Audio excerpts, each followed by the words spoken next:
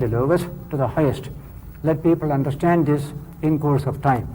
Then they will get that education by which all the energy is released, be made constructive and creative. Do you see this happening as a process of inevitability in terms of sort of a cyclical view of life and history? Or do you see any specific components? There is nothing inevitable in this. Man creates history, and that history also creates him. Till now, we were the victims of history. We were a docile population. Today, we have started creating history. That creating history may be like Vivekananda going to America and conquering the mind and heart of that great nation. That is one type of what you call creation. It may be a dacoit doing high dacoity. That is also creativity. It can be any type, but we are not asleep. We are not what you call a sloppy nation anymore. That is what we can see today in the whole of India. Every segment of the population rising, demanding its own individual status in society. That is a welcome thing in the language of Swami Vivekananda.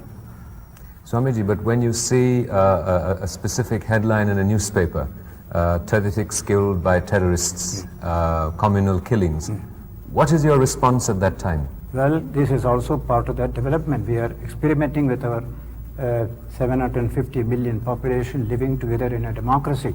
So in a vast body politic, here and there will be some trouble, just like in our body, a boil here or a boil there is bound to be. But isn't there anguish that 35 people have been killed? It is anguish, but not anguish that will destroy faith in the future. Anguish, which is a challenge, we shall overcome it by educating the nation in the higher values. And the most important thing we have to tell everybody in India is, this country belongs to all of you. All the blessings must flow to every group of the people. This is not one-man show. This is not one region ruling over other regions which we had before. That beautiful aspect of our political entity today, that this state derives its sanction and power from we, the people of India, of all communities, of all sections. That must be well driven home into the minds of the people by the newspapers, by the media, by the television, for example, so that this country belongs to all of you. Everybody has a responsibility to build up this nation. If it is full of problems, treat it as your problem. You try to contribute to solve it. This is how a sense of responsibility instilled into the people will help us to solve these problems of development. We call it problems of development. Every nation has passed through. A mighty river is flowing, flooding, destroying. That is energy. But when you put a dam and a hydel channel and create agriculture and electricity, you bless the nation.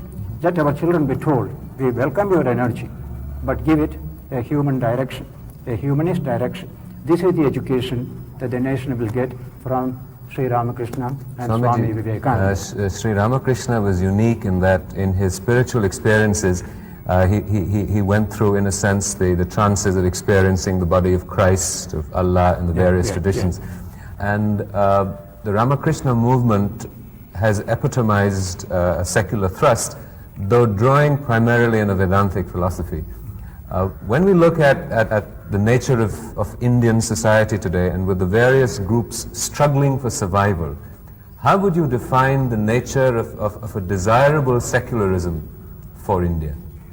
The word secularism, English is quite all right, though what is understood in the West is not what we understand here. There is secularism is no religion or even anti-religion. Here we don't disturb any religion in our secular attitude. We only say every religion has a place in India. India is a land of harmony. For centuries and centuries, it has been a land of harmony. In the 3rd century BC, that great philosophical spiritual thought of India found expression in the edict of Ashoka. It said, Samavaya eva sadhuhu, one of the great edicts of the 3rd century BC. In religion, harmony, concord is the right way. There is a profound message, not only by the sages, but by the political state in India. The same state supporting several religions can take place only in India. It has taken place. Today it is taking place even today. Our constitution stresses this point also. So what the people need is to be educated in these positive ideas. You have a right to exist, practice your own religion, respect the other person's religion. In that Ashokan edict, there is this wonderful statement. If anyone loves his own religion and reviles another religion, by that very act, he reviles his own religion. For in religion, harmony, concord is the right way. What a profound wisdom. We do not know this wisdom. Let our people be educated in this wisdom.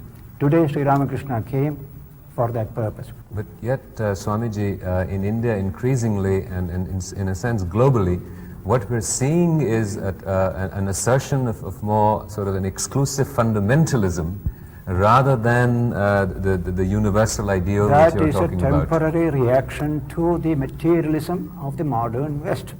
It is a temporary reaction.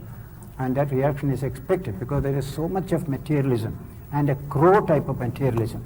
Materialism is good in the beginning, but when you push it further, it becomes just a crude type. So as against it, the entire world's religious heritage began to feel threatened. So they reacted, some of them, in a fundamentalist way.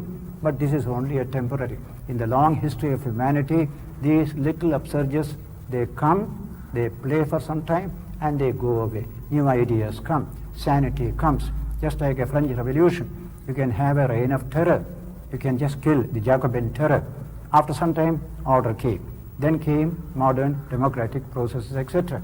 So similarly in the world of religion, we have to expect this present reaction. Then it works itself out. A better understanding comes. And that's also coming. A closer relationship between advanced thinkers in science and in religion. It is coming closer and closer.